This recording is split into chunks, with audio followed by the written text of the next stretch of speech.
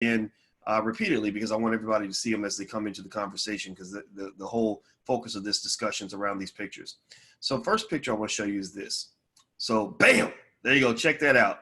So I want you to look at this and I want you to try to guess which guy in this picture is Boyce. Which guy in this picture is Boyce? Not to talk about myself in the third person, but let me know which one is me in here. And you could probably guess pretty quickly, but if you can't, I'm going to help you out. So I'm over here.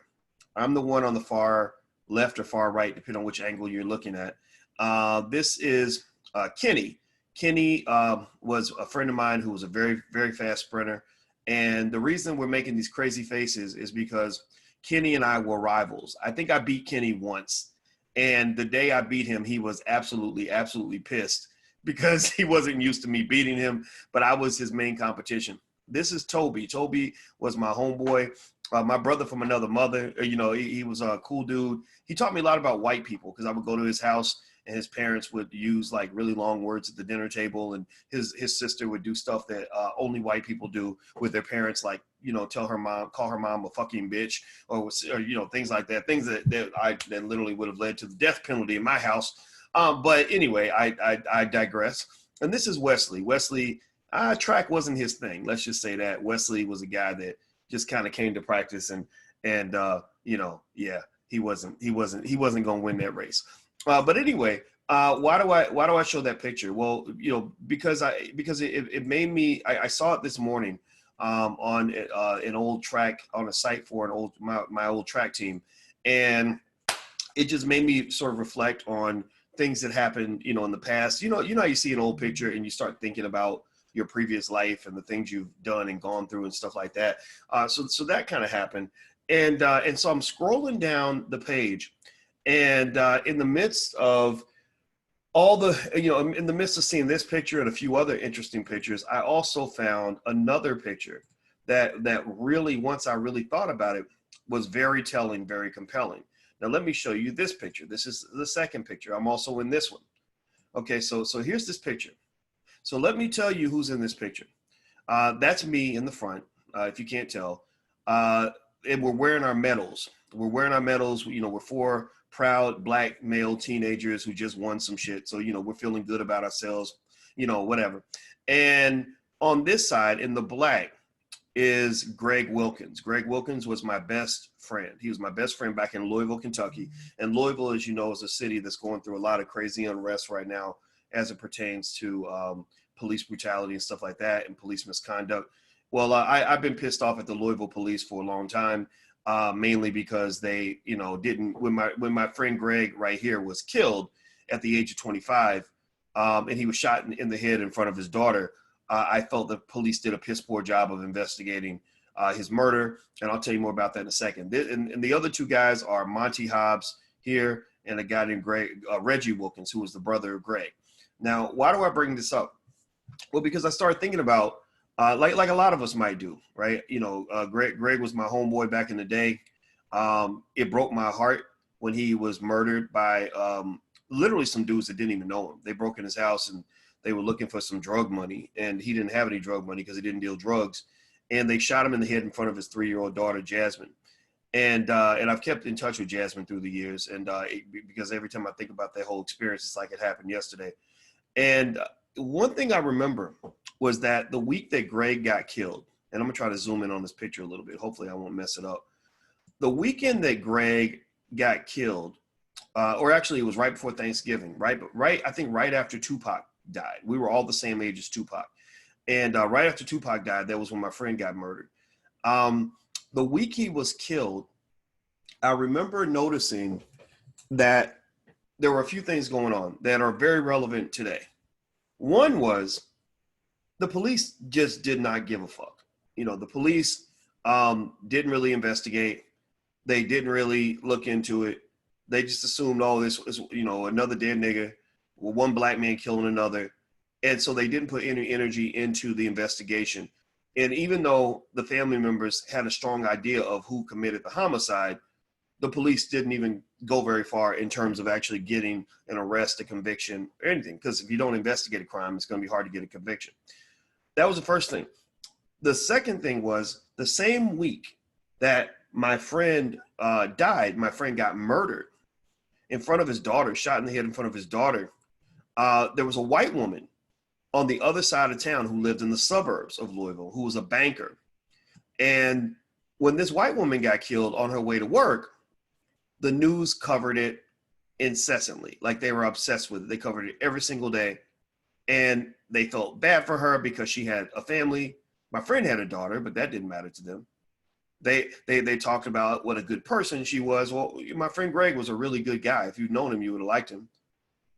They talked about how valuable her life was and how her life mattered. Well, my friend's life, his life mattered. Black lives mattered even back in 1996. I know that we just figured that out in 2018 or something, but Black lives have always mattered to me.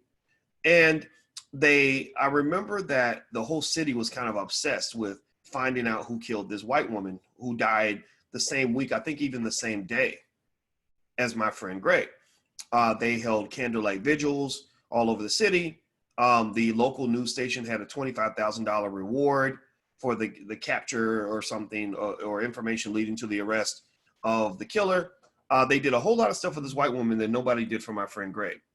And I remember that was the first time I really started noticing how Black lives don't matter to other people, especially the lives of Black men.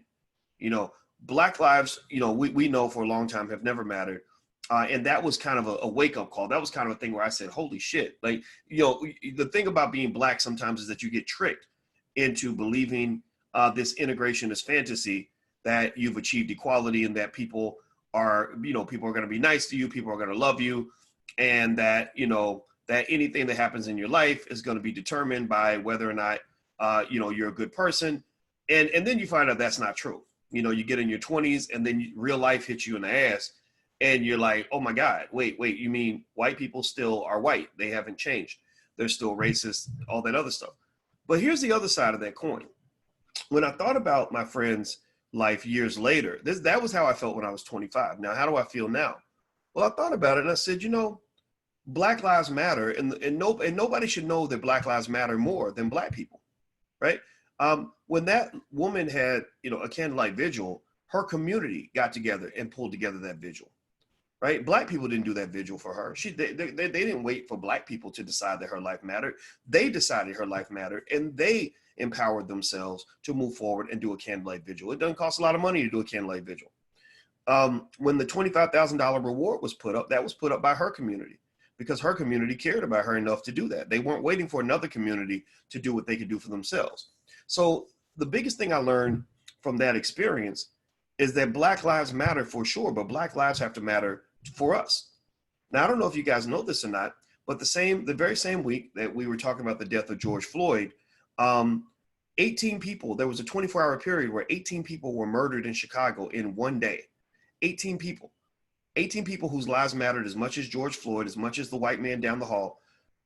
18 people were killed. I'm talking about hardworking fathers, little children, teenagers with their whole life in front of them.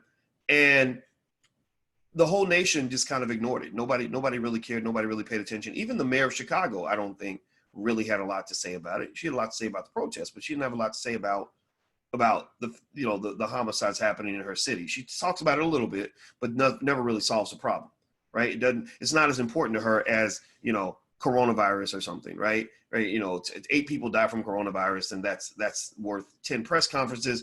25 Black people get shot and murdered in her city. That's kind of like, yeah, that kind of happens all the time because Black people die. You know how that goes. And so I just want to encourage you to understand that in order for Black lives to matter for everybody, they have to matter for us. So that means that when you have homicides that are happening in your community, you shouldn't just sort of only think the homicides matter because the person was killed by a cop, right? If a Black person is killed in a way that doesn't fit some sort of politicized narrative, you can't sort of decide, well, those deaths don't matter. That's not important. Because if you're talking about really loving Black people, really protecting Black people, you've got to protect Black people from all enemies, both foreign and domestic. And I will just say this. The people that murdered my friend Greg in front of his daughter and took her father away forever, those people in my mind are every bit as bad as the Ku Klux Klan. There are very few Klan members who could piss me off more than the black men who murdered my friend. And so with that said, I think that's something that crossed my mind. I think it's important for us as people to understand the importance of being empowered in terms of who we are. I think it's very important for us to also realize that our fate and our destiny is in our hands. And if we don't realize that, then we're never going to feel complete. We're never going to feel successful. So I just wanted to take that moment to commemorate my friend Greg. His name was Greg Wilkins. You would have liked him. He was a very good guy, very smart guy, just my buddy. And that's what I thought about this morning when I woke up. So thank you guys for indulging me, letting me share that story. I hope that helps you. Also, thank you to those of you who came to Black Movie Night last night. It was hugely successful. Thousands of you came by. We had a really great conversation about the Malcolm X speech, the ballot or the bullet. The next one, I'm going to do an analysis of House Negro, Field Negro, that speech. So we're going to watch that speech. I'm going to put that on the schedule. If you want to register for Black Movie Night for the next one, go to blackmovienight.net. That's blackmovienight.net. Okay, guys. So I'm going to get out of here. I hope you guys have a good day. And somebody says, have you actually read what the Black Lives Matter movement is really all about? Yeah, it's not. I agree with you 100%. It's not what you think it is. I like the concept. It's almost like the way a lot of us respond to the ADOS movement. A lot of people have an issue with the leadership of the ADOS movement and the way it was executed, but you can still claim the designation of ADOS without necessarily identifying with the movement. So I don't identify with the Black Lives Matter movement in a lot of ways. But if you ask me, do I think Black Lives Matter? Do I identify with the concept? The answer is absolutely yes. So I identify with the concept, but I'm not necessarily going to be part of that particular movement because I know it comes with a lot of extra baggage that was attached, largely because somebody funded it from outside of our community. George Soros and his buddies provided the funding. And when somebody else is paying the bills, they're going to drive the direction of the organization. So anyway, guys, I'm out of here. Have a good day. Please hit the thumbs up button before you go. And don't forget, if you haven't learned to buy your first share of stock yet, I want you all to become investors. So go to firstshareofstock.com. There's a free training there. That's firstshareofstock.com. So take care, guys. Have a good day. And thanks for hanging out. I'll see you soon. Peace.